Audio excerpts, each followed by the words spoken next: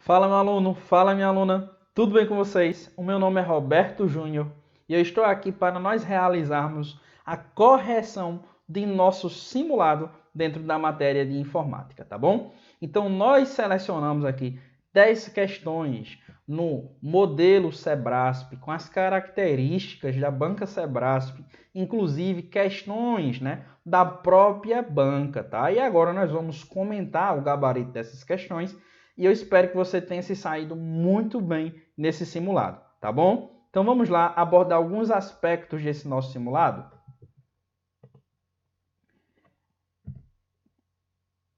Então aqui na nossa primeira questão, gente, a questão de número 11 do seu caderno, nós temos o seguinte, ó.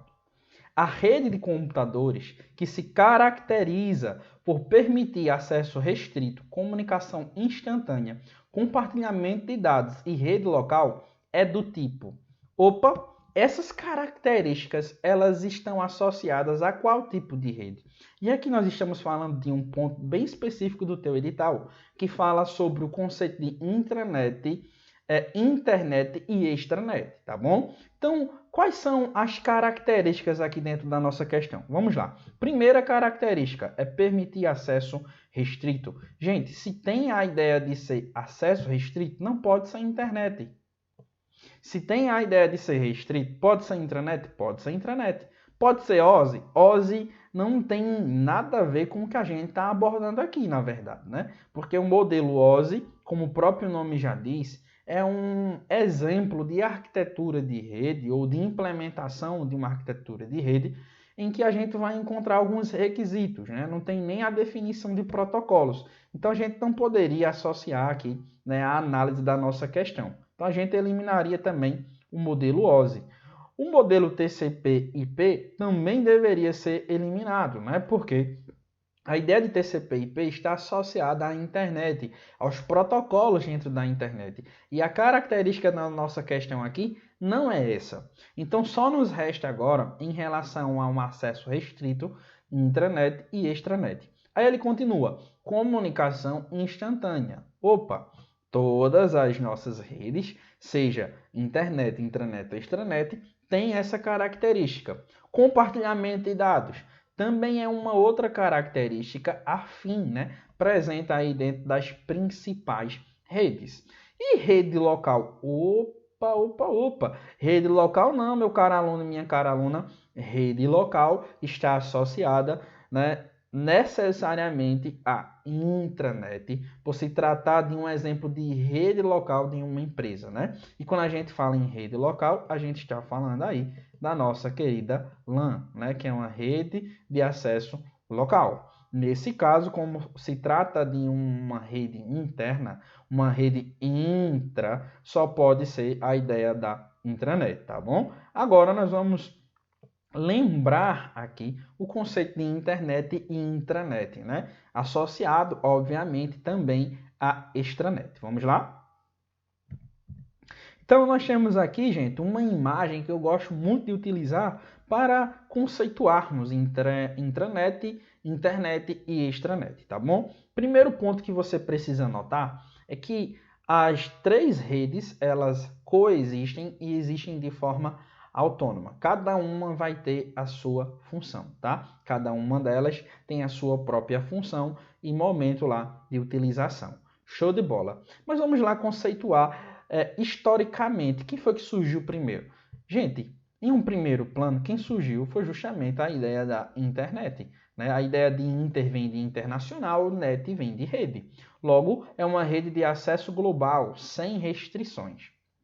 Show de bola. As empresas percebem agora que a internet é bacana, só que ela tem um problema. Qual é o problema? Insegurança. Muitas pessoas acabam utilizando a rede do tipo internet, o que prejudica a sua segurança. Opa, então o que foi que os empresários, as pessoas que têm grana, pensaram? Vamos criar um exemplo de internet, só que restrita a nossa empresa. Eu quero uma rede, eu quero que esse troço funcione de forma semelhante à internet. Opa, então vamos criar agora uma rede interna que funcione dentro da nossa empresa. Quem é esse exemplo de rede? Justamente a nossa intranet, a nossa rede interna. A rede interna, intranet, baseada aí na nossa LAN, ela tem como característica justamente oferecer os mesmos recursos que nós encontraríamos lá dentro da nossa internet. Só que agora de forma restrita, restrita à empresa e somente os funcionários é que terão acesso a essa rede. Show de bola! Só que se eu, enquanto funcionário, precisar acessar a minha intranet e se a minha intranet tiver conexão com a minha internet, professor, com a internet, eu consigo me comunicar lá com a minha empresa?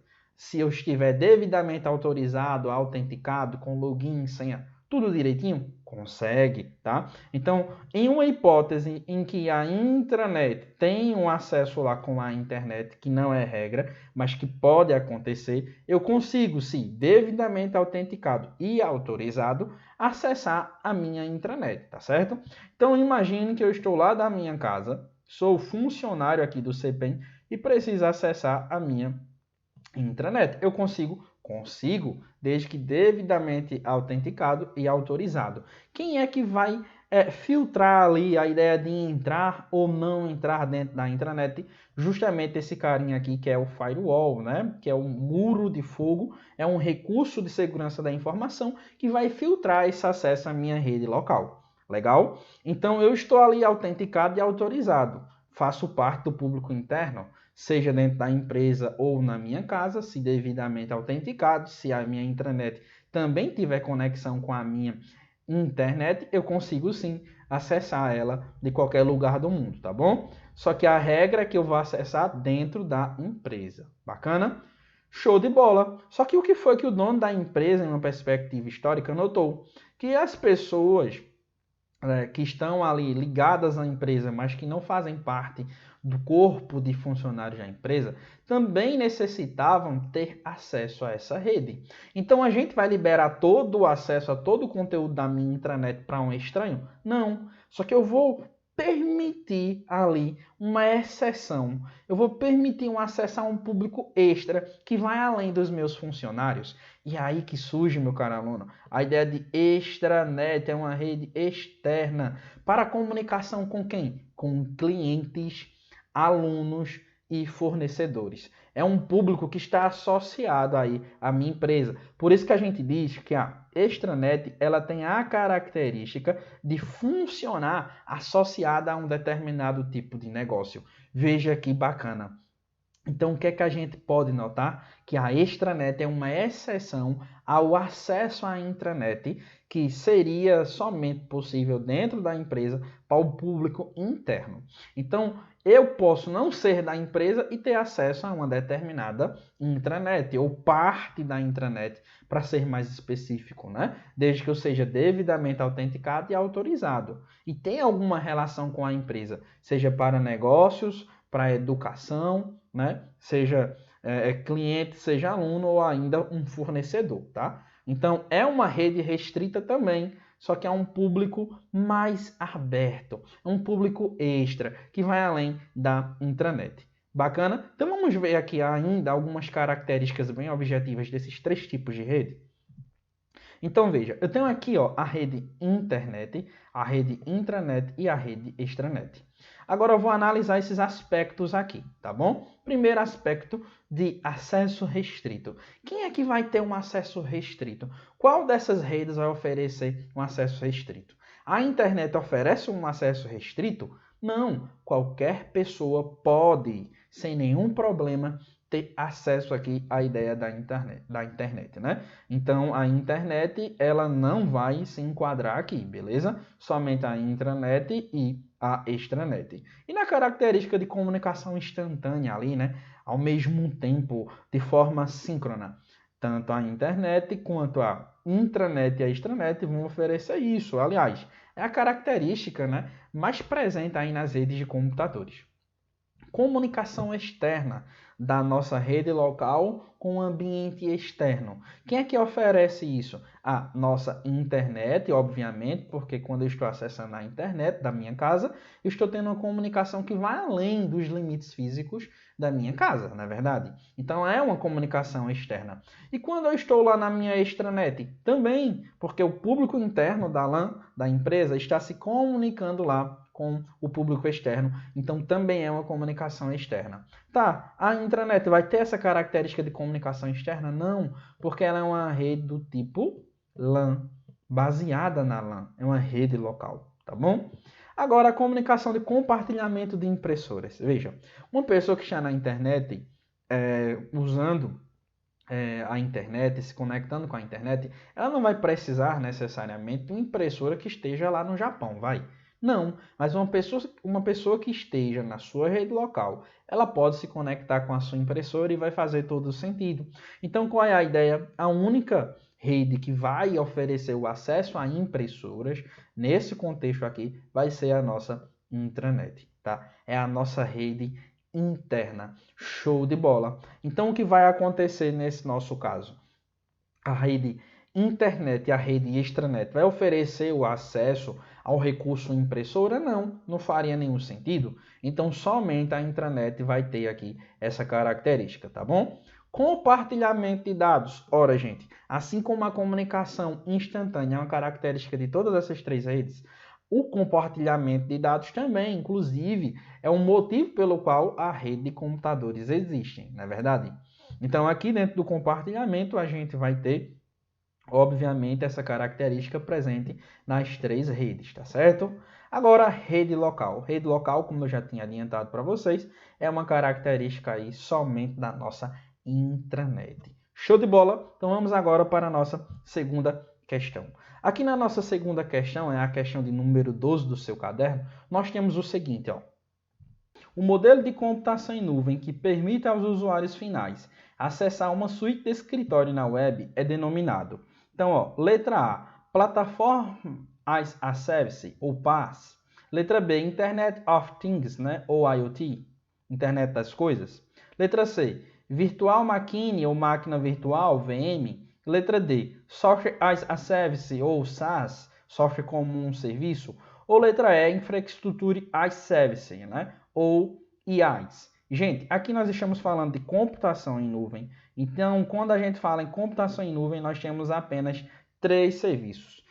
Plataforma ou PaaS, a ideia de software ou SaaS, e temos também a infraestrutura, que também é chamada de IaaS.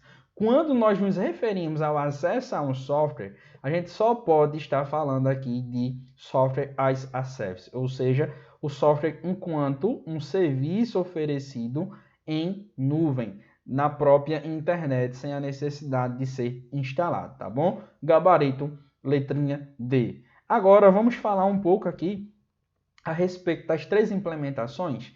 Gente, começando da base, nós temos o IaaS, a infraestrutura como serviço. Infraestrutura seria o quê? Algo físico, a base da internet, ou seja, a questão de hardware. Então, para que a gente use o hardware? Para que a gente use uma infraestrutura dentro do conceito de redes, dentro do conceito de computação? A gente usa a infraestrutura justamente para ter acesso a backup, para ter acesso a servidores virtuais, para ter acesso a armazenamento de dados, entre outros tipos de serviço, tá bom? No topo da pirâmide aqui nós temos o SaaS, que é o software como serviço. Então aqui você vai ter acesso ao software, aos programas, enquanto um recurso que é inerente à própria internet, tá? Então você vai acessar um determinado site, como é o caso aqui do Office 365, e vai poder testar esse software sem instalar no seu computador. Então você vai editar lá, de repente, um texto sem necessariamente instalar no seu computador. Você vai poder editar uma apresentação de slide sem instalar esse aplicativo no seu computador. Então, diante desse exemplo, nós estamos aí, né, falando de um software como serviço. A Netflix ainda seria um outro exemplo. O Google Docs também seria um outro exemplo. Tá, professor, o senhor falou do SAIS e falou do IAS. Agora nós temos a ideia do PaaS. O PaaS vai ser uma plataforma como serviço. Qualquer tipo de plataforma? Não. Seria uma plataforma de desenvolvimento. Seria um middleware, né? Ali uma plataforma completa com vários recursos relacionados à programação. Então vamos agora focar no público-alvo. Gente, para quem é o IaaS? Para o pessoal que trabalha com oferta de serviços em tecnologia para montar uma rede. Quem vai ser o público do SaaS? Qualquer pessoa que queira acessar, né, necessariamente a ideia de um software na internet. Por exemplo, o YouTube seria um exemplo de SaaS, né, que você acessa ali e tem a ideia ali de executar o vídeo em tempo real, como está acontecendo aqui com você, né? Já a ideia do PaaS seria justamente um exemplo em que você poderia hospedar um site, editar um site, ter um conjunto de ferramentas ali, né, dentro do próprio conceito de internet, sem precisar instalar nada no seu computador. E a computação em nuvem vai possibilitar a você, né, muitos e muitos benefícios, inclusive a ideia de não ter que gastar com hardware, com um computador novo de repente, para ter acesso aqui a esse recurso, tá bom? Então, resolvemos aqui a nossa questão de número 12 e falamos de um conceito dentro dela, tá bom? Então, vamos agora para a nossa questão de número 13, não é verdade? Entre as opções do controle de alterações constante das ferramentas originais e padrão do Microsoft Word, é possível: letra A, habilitar funções de autocorreção; letra B, comparar documentos; letra C, habilitar a infinização automática de documentos; letra D, proteger documentos; letra E, gravar uma macro. Gente, quando falamos em controle de alterações dentro do nosso Word, nós temos uma guia bem específica para esse tipo de função, que seria justamente a nossa guia revisão. E dentro da guia revisão, nós vamos ter lá, né, um grupo específico, que é um grupo do tipo controle, tá? Então, o que é que a gente consegue fazer por meio do grupo controle dentro da guia revisão? Justamente comparar documentos, tá certo? Vamos ver isso aqui dentro do nosso aplicativo do Word, tá certo? Então, gente, dentro aqui do nosso Word, ó, nós vamos aqui na nossa guia revisão e dentro de revisão a gente consegue verificar aqui, sem nenhum problema, o nosso grupo, né, controle. Então, deixa eu só maximizar aqui um pouquinho para que vocês consigam ver. Ó. Aqui dentro de revisão, a gente vai ter lá o grupo do tipo controle. E dentro de controle, a gente consegue encontrar a função controlar alterações, tá certo? Isso só nos faz, né, mais uma vez, acreditarmos que o gabarito da nossa questão é justamente a nossa letrinha aqui, né, gente? Nossa letrinha B, tá certo? Ou seja, quando falamos na ideia de controle de alterações, a gente consegue encontrar dentro da guia revisão, no grupo controle, a função comparar documentos, tá certo? Então vamos lá resolvermos mais uma questão, né? Questão aí de número 14, tá? Mais uma questão abordada no seu simulado. Vamos lá? Na criação de um documento novo ou na edição de um documento já existente pelo Microsoft Word, ao se usar a opção salvar como, o sistema irá, letra A, salvar as novas alterações feitas de um próprio documento original; letra B, apagar o documento original e criar uma nova versão desse documento com as alterações recentes; letra C, manter as alterações recentes tanto no documento original quanto no novo documento; letra D, permitir que sejam feitas alterações no documento original; letra E, oferecer uma opção para se criar um novo arquivo com formatos diferentes, como por exemplo TXT, PDF e HTML. Gente, nosso gabarito aqui, sem sombra de dúvidas, só pode ser a nossa letrinha E, tá bom? Professor, por que seria a letra E? Porque quando a gente fala na função salvar como, ela existe justamente para possibilitar aos usuários a ideia de salvar um documento em edição, né, seja ele novo ou um documento que você está abrindo e editando ali naquele momento, mas que já havia sido criado anteriormente, e de repente converter esse tipo de arquivo, né, num formato diferente. HTML, TXT, PDF, né, doc, né, e outros tipos de arquivos também, tá certo? E como é que a gente faz isso? Graças ao salvar como. Nós temos também aqui a ideia de um atalho, né, que é o F12. O F12 também nos permite ter acesso a essa função, tá bom? Então vamos ver aqui como é que essa função ela acontece dentro do nosso Word. Então, gente, aqui dentro do nosso Word, quando a gente vem aqui ó, em arquivo e salvar como, a gente vai poder escolher, obviamente, né, o lugar em que a gente vai salvar o nosso arquivo. Uma outra forma também de acessarmos essa mesma função seria por meio aqui da combinação, né, de teclas, ou melhor dizendo, por meio do atalho, né, da função de número 12, ó, Fn12, se você tiver um teclado de função, né?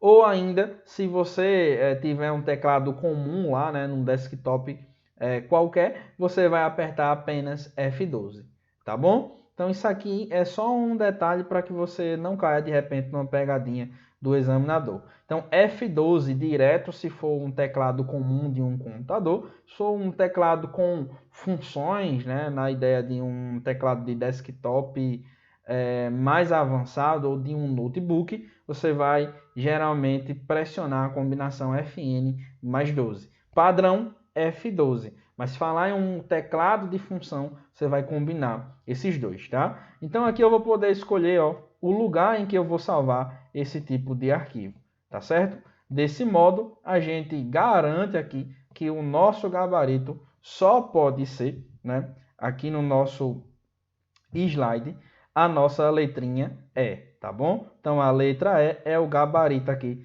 da nossa questão de número 14, tá certo? Então vamos lá para a nossa questão de número 15. Assinala a opção que apresenta, respectivamente, as extensões dos arquivos dos softwares Microsoft Excel 2010, Microsoft Word 97 a 2003, bloco de notas e BROffice Impress em suas configurações padrão. É muito comum, né, nas bancas aí mais tradicionais a gente encontrar essa ideia de extensões. E o Sebrasp já cobrou isso aqui no ano de 2018. Então vamos lá associarmos aqui um programa à sua devida extensão. Então o primeiro programa que é citado pela banca é justamente o Microsoft Excel 2010. Gente, o Microsoft Excel 2010 vai ter a extensão XLSX. Então, letra A se habilita, letra B já pode ser eliminada, letra C continua, D também, e a letra E também é eliminada, porque só está apresentando aqui o XLS, né, juntamente com a letra B. Então, continuamos. Microsoft Word 97 a 2003, melhor dizendo. Então, gente, nas versões que vieram aí antes da 2007, do Microsoft Office, a gente vai entender que as anteriores, elas não tinham lá a ideia do X. Esse X no final da extensão está associado justamente ao processo de união da extensão doc, dos recursos doc, com o XML, surgindo aí o doc X, o XLSX e o PPT-X, tá? Então nós temos aí os recursos presentes dentro lá da linguagem de marcação XML a partir desse casamento. Quando foi que isso aconteceu? Lá a partir da versão 2007. Nas anteriores, nós não temos o X. Logo, se estamos falando do Word, que tem lá como extensão padrão atual o docx, nas versões anteriores, obviamente, ao 2007, era somente doc. Então, quando a gente olha para as nossas alternativas, nós habilitamos ainda a letra C a gente elimina porque tem docx, então fica aí entre A e D. Ok, qual o próximo programa que a gente vai encontrar aqui? O bloquinho de notas. O bloco de notas, né, o texto sem formatação, nada mais é do que um editor de texto simples, na verdade. Ele apresenta como extensão padrão o TXT. Então, quando a gente olha aqui para as nossas opções, nós temos na letra A o TXTX. Então, eliminamos a letra A. O gabarito só pode ser a letrinha D. Quando a gente fala do BROffice Impress, a gente precisa lembrar que o formato lá da extensão dele é o .odp, beleza? Então, o gabarito da nossa questão de número 15 só pode ser a nossa letrinha D. Vamos lá para a nossa questão de número 16. Com a computação em nuvem, diversas empresas de software tiveram que se adaptar às novas tecnologias para oferecer melhores alternativas aos seus usuários. A suíte de aplicativos Microsoft Office 365 oferece seus aplicativos na forma tradicional, instalando no computador e na nuvem. Essa modalidade de serviço na nuvem chama-se. Então veja, a gente está falando aqui do Microsoft Office 365. A gente já trabalhou esse conceito aqui hoje, não é verdade? E não é obrigatório, mas eu também posso instalar no meu computador. A principal implementação de um serviço em nuvem é ser usado em nuvem, dentro da própria internet, mas nada impede que eu também instale no meu computador. Então o examinador agora cobra de você, meu querido aluno, minha querida aluna, meu candidato a ter um distintivo, que você entenda do que nós estamos falando, que tipo de implementação é essa, né? É o PAS, é o SAIS, é o IAS, é o MAIS, é o AIS, né? Totalmente viajado. Quais são as opções? Você precisa ter em mente, você precisa identificar, tá? Quando a gente fala no software como serviço em nuvem dentro da própria internet, nós estamos falando do SaaS, tá bom? Você não pode nem dialogar com o examinador, já tem que colocar o xizinho ou o círculo no lugar correto, tá bom? Então, o gabarito da nossa questão de número 16 só pode ser a letrinha B. Vamos lá agora para a nossa questão de número 17. No Windows, os arquivos e as pastas recentemente utilizados pelo usuário ficam disponíveis em destaque ao se abrir no explorador de arquivos. Letra A área de trabalho. Letra B, a pasta favoritos. Letra C, o acesso rápido. Letra D, a pasta usuários. E a letra E, a pasta documentos. Primeira coisa, como é que eu faço para abrir o explorador de arquivos? Gente, sempre vai ser o botão Windows mais E, tá? O E de explorador e o botão Windows aí para acionar esse recurso. A primeira coisa que é exibida para mim quando eu aperto o Windows mais E é justamente lá a parte de acesso rápido, que era a antiga favoritos, tá bom? Então vai ser acionada aqui justamente a ideia do acesso rápido. Eu não posso dialogar, é um tipo de questão muito básica, né? Muito básica mesmo. Apertei lá o Windows mais E para abrir o explorador de arquivos.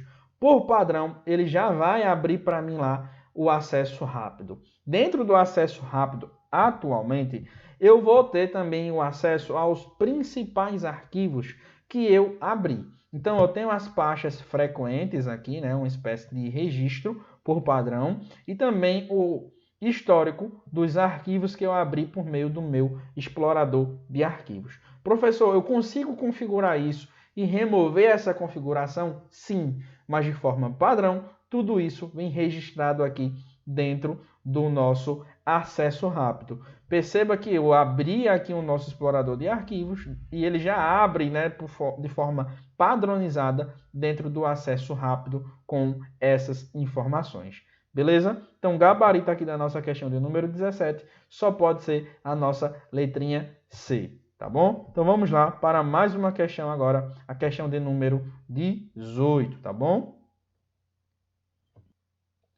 Na estrutura de diretórios do sistema operacional Linux, os diretórios /temp e /dev são destinados, respectivamente, a letra A, arquivos variáveis, ou seja, passíveis de mudança, como arquivos de logs do sistema e armazenamento de informações referentes aos usuários do sistema operacional. B, arquivos temporários e arquivos de configurações específicas de programas. C, processos que estejam sendo executados e arquivos de dispositivos. D, arquivos temporários e arquivos de dispositivos. E a letra E, todos os usuários do sistema. Gente, quando a gente fala no /temp, é um arquivo temporário, né? Quando a gente fala no /dev, dev está associado a device, né? Que é uma expressão em inglês para se referir justamente aos dispositivos físicos, né? Ao equipamento, às partes de hardware, beleza? Então, o gabarito aqui da nossa questão só poderia ser a nossa letrinha D. Vamos ver aqui quais são as principais pastas. Ó. Nós temos lá, ou melhor dizendo, os principais diretórios. Nós temos aqui a ideia do diretório raiz, né? Que é a barra. Temos o home, que é onde os usuários são armazenados. Temos a ideia aqui do root, é onde o superusuário está armazenado. Temos o dev, que é muito cobrado em prova para os arquivos relacionados aos dispositivos físicos. Temos o lib, que é a biblioteca. Temos a ideia do etc para as configurações. Temos também o /temp para os arquivos temporários. E temos também aqui a ideia do proc, né, que é uma pasta, ou melhor dizendo, um diretório, que vai armazenar dentro de sua estrutura os processos relacionados ao kernel. Então essas aqui, gente, são as principais ideias relacionadas aos diretórios, tá bom? Você pode aí depois, né, rever essa live que vai ficar disponível e tirar um print aqui dessas principais pastas com as principais explicações, tá bom? Então, o gabarito aqui da nossa questão de número 18 só pode ser a nossa letrinha D, tá certo? Então, vamos lá agora para a nossa questão de número 19. Assinale a opção que apresenta a solução que permite filtrar tentativas de acessos não autorizados oriundos de outros ambientes e redes externas, contribuindo para a melhora do estado de segurança da informação de ambientes computacionais. Letra A, certificado digital. Letra B, chave de criptografia. Letra C, rootkits. Letra D, firewall. E a letra E, antivírus. Pessoal, quando nós falamos aqui na ideia de uma ferramenta dentro de redes que vai impedir tentativas de acessos não autorizados, nós estamos falando de forma bem objetiva a respeito do firewall ou ainda, né, do muro de fogo. Qual é a função do muro de fogo? Veja, eu tenho a minha rede local dentro da minha casa, da minha LAN, e eu preciso de uma proteção que impeça que o pessoal que está lá na internet, né, os atacantes, controlem a minha rede interna, invadam a minha rede interna. Então, o equipamento que me protege contra isso é justamente a figura do firewall. Gabarito da minha questão de número 19 só pode ser a letrinha D. Vamos ver aqui de forma bem clara, de forma bem objetiva, o conceito de firewall.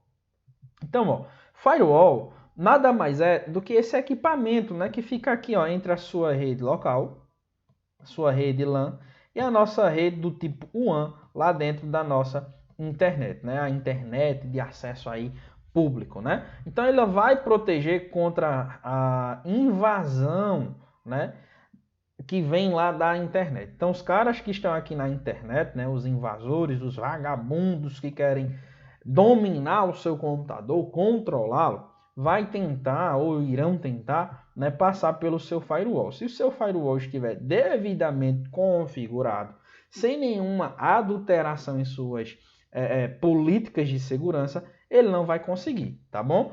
Um outro detalhe sobre o firewall é que a gente tem ele em dois tipos de implementações. Nós temos ele em software, que é o que já vem presente dentro, né, dos principais sistemas operacionais, Windows e Linux, e temos também uma implementação específica, especialista, né, que é a ideia aí do nosso hardware, né? Então eu posso ter lá uma implementação em hardware também, em um equipamento. A característica principal é que vai ser muito caro. Você vai ter um equipamento que vai proteger a sua rede contra acessos indevidos. Essa ideia de hardware, por ser muito cara, vai ser muito presente dentro das empresas para proteger contra esse tipo de ataque de controle direto.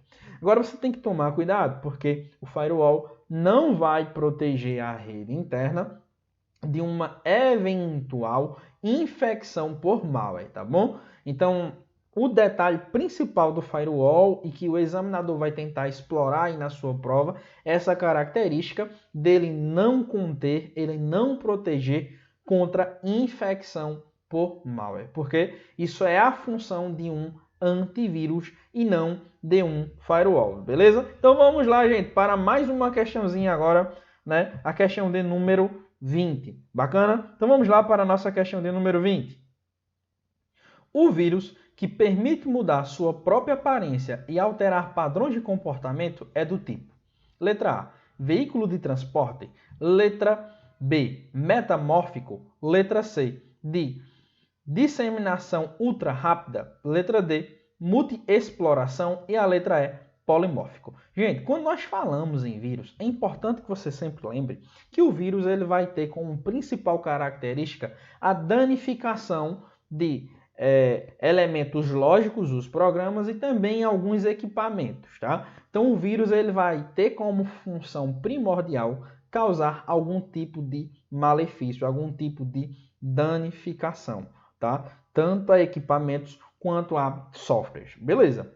Só que eu tenho várias classificações de softwares maliciosos e também tenho várias classes de vírus. Uma das classes mais comuns é os vírus que são mutantes, né? O vírus do tipo mutante, ele se classifica aí como metamórfico e polimórfico. Eu tenho que distinguir lá na minha prova esses dois tipos, gente. Eles são muito parecidos na descrição, mas você não pode confundi-los.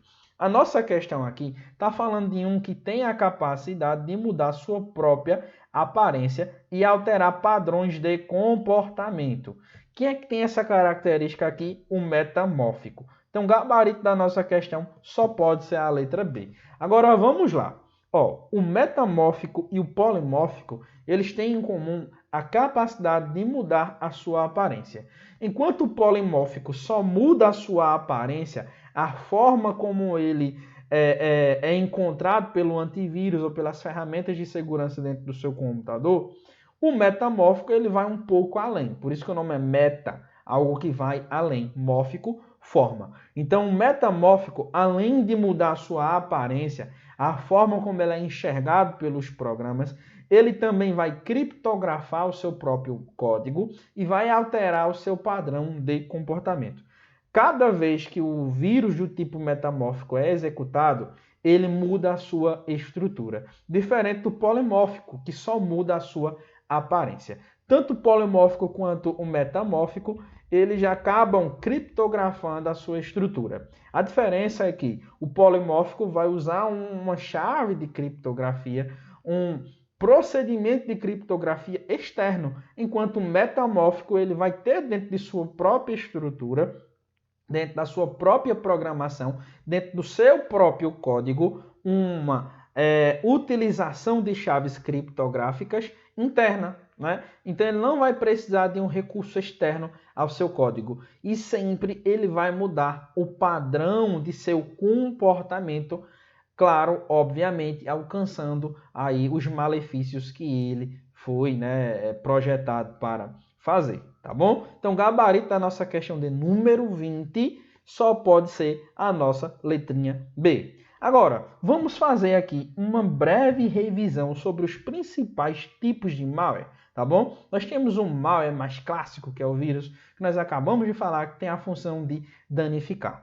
Junto ao vírus, aqui dentro da banca Sebrasp, nós vamos encontrar muitas questões falando do Trojan ou do Trojan. O que vem a ser o Trojan é o cavalo de Troia, é um software malicioso, classificado também como um vírus, uma classe específica de vírus, que já vem acoplada a um documento, a um arquivo, tá? E que tenta enganar você. Você vai baixar um arquivo, vai baixar um programa pensando que ele é, na realidade, né, um presente, algo que está sendo dado de graça, tá? Mas por trás, de forma escondida, mascarada, ele vai, de repente, oferecer algum tipo de malefício a você. O mais comum é o controle remoto do seu sistema operacional. Beleza. Além desse, professor, quais são os que a gente tem aqui? O Worm, que é um software malicioso que tem a capacidade de ser autônomo, autossuficiente, auto-executável, autorreplicável e que se espalha em rede. Temos também a ideia do bot, que também tem essas mesmas características do Worm, só que oferece como recurso adicional, e malicioso a questão do controle remoto. Além disso, nós temos ainda um software malicioso muito comum na sua prova, que é a ideia do rootkit. Root vem da ideia de administrador, de super administrador dentro do Linux, e aqui é utilizado, né, como se fosse uma ironia, dizendo que é um kit, é um conjunto de ferramentas que agem como se fossem o administrador do seu sistema operacional, escondendo outros softwares maliciosos, permitindo aí a criação de brechas, de vulnerabilidades no seu sistema operacional. Temos também um backdoor, que significa porta dos fundos, que é um software malicioso que vai criar brechas específicas para que o atacante que estava ali infectando o seu computador, ele consiga voltar em um outro momento por meio das brechas, porque se você conseguir remover aquele software ou até mesmo expulsar o atacante, ele pode explorar por meio de um backdoor, de uma falha, de uma brecha em um programa ou dentro do próprio sistema, né? Ele pode investigar maneiras de voltar para o seu sistema operacional. Nós temos ainda uma classe muito cobrada pela banca Sebrasp, que é o ransomware. Ransom significa resgate, né? Então vai ser um software malicioso que vai invadir o seu sistema de alguma forma, tá? Vai criptografar os seus dados, apagar os dados originais, entrar em contato com você e solicitar uma bufunfa, né? Uma graninha para liberar lá os seus dados novamente. Pois é o software malicioso cara de pau, roubou os seus dados, os dados são seus, né? Ele vai entrar em contato com você e vai pedir dinheiro. Geralmente esse tipo de ataque, né, ele se concretiza exigindo aí uma quantia em moedas digitais. O mais comum, né, a ideia aí da criptomoeda mais comum é justamente o Bitcoin, né, que é a moeda digital descentralizada mais comum, tá certo? Além do ransomware, que é um tipo de software muito comum em prova, pelos recentes casos, né? Os principais ataques que aconteceram aí no nosso último ano foi relacionado a ransomware. Mas além dele, o que é que o examinador pode cobrar na sua prova? A ideia do spyware, que é o software do tipo espião. E aqui para a prova a gente tem três bem específicos. Nós temos o spyware do tipo keylogger, né, que é o que captura as teclas que você vai digitando. Nós temos o spyware do tipo screenlogger, que vai capturando tudo que aparece na sua tela. E temos também o spyware do tipo adware, que oferece anúncios ali dentro de um aplicativo, ou finge ser um aplicativo bacana, mas por fim ele está ali entre um anúncio e outro, capturando seus dados e vendendo, né, para uma empresa, vendendo aí de repente, né, para uma outra pessoa, né, dados que são importantes aí para eles, tá bom? Então o que é que acontece? Spyware é um software malicioso que tem a ideia de monitorar os seus dados. Não é um monitoramento empresarial, não é um monitoramento especificamente voltado para empresas, tá bom? Tenha muito cuidado com isso. Bom, gente, aqui nós encerramos, né, a nossa correção, a correção aí do nosso simulado, tá? Eu espero que você tenha curtido esse breve momento que a gente teve aqui junto, tá bom? Caso você tenha interesse em conhecer mais do nosso trabalho aí dentro de informática para concursos, né? Acesse o nosso site, adquira dos nossos cursos. Caso você tenha aí a necessidade, sinta a necessidade de entrar em contato conosco, além, obviamente, do nosso Instagram aqui, ó, dentro do nosso próprio CPEM, você também tem um número aí para contatar, né, as equipes de vendas. Dentro do nosso site tem os nossos cursos, mas eu vou deixar aqui também o meu arroba, tá? Que é o Prof. RJ45. Me procure lá no Instagram para tirar alguma dúvida. Beleza? Então, gente, é só isso. Eu fico por aqui. Agora continue aí, né, acompanhando a correção do nosso simulado e até a próxima. Valeu!